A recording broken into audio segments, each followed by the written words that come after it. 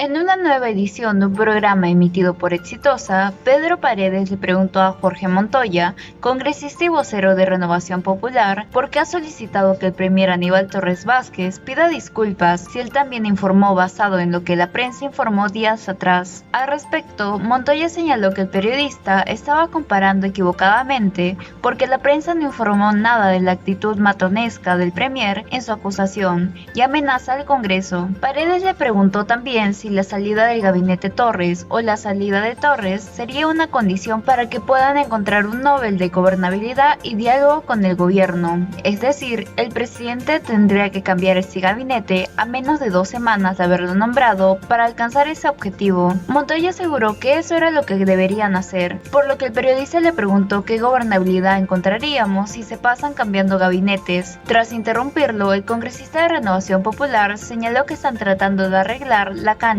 porque como está la cosa nos estaríamos yendo para abajo por la aptitud que tiene el gabinete y Torres cuando se expresa del Congreso. Además, el periodista le indicó que una solución podría ser que se vayan todos, es decir, que el presidente sea vacado, que renuncie Dina Boluarte y que el Congreso se vaya. Sin embargo, para Montoya, eso sería un acto de cobardía política al no hacer frente a las situaciones que estamos viviendo, pues el Congreso constitucionalmente no tiene por qué retirarse, tiene un periodo establecido y cuando hay vacancia presidencial se llama elecciones presidenciales. Ante ello, Pedro Paredes aclaró que si bien hay un tema de legalidad, también es importante la legitimidad. El presidente tiene un 69% de desaprobación y hay muchos que empiezan a pedir su vacancia y su renuncia, mientras que el Congreso supera el 70%.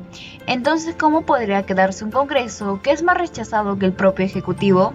Para Montoya, la realidad del Congreso no es ese 70%, porque el pueblo no tiene idea cuál es la tarea de los congresistas y las confunden con las tareas del Ejecutivo.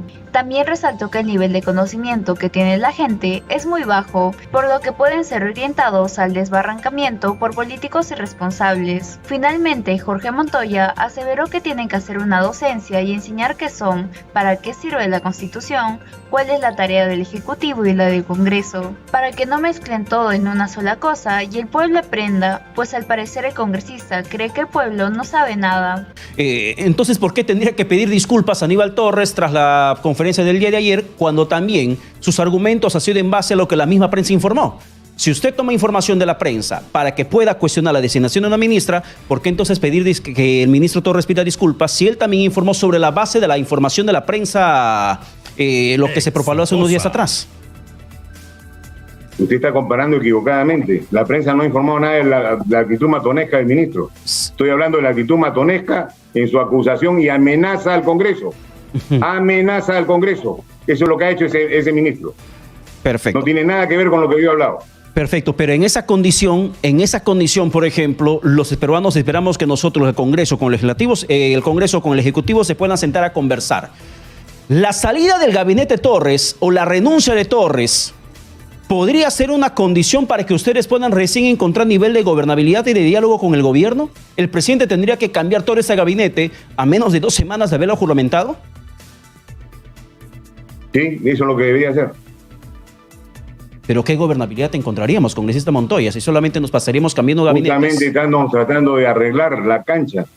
Tal como está puesta las cosas, estamos moviéndonos hacia abajo. Por la actitud que tiene ese gabinete, por la actitud que tiene Torres, cuando se expresa hacia el Congreso.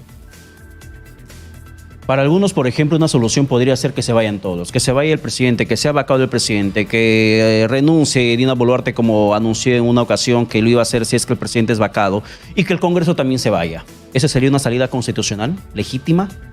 Ese sería un acto de cobardía política, de no hacer frente a las situaciones que estamos viviendo. Pero ¿por qué el Congreso constitucionalmente no tiene por qué retirarse, tiene un periodo establecido y cuando hay vacancia presidencial se llaman elecciones presidenciales. Sí, pero hay un tema de legalidad. Pero congresista, hay un tema de legalidad que usted menciona, pero también es importante la legitimidad.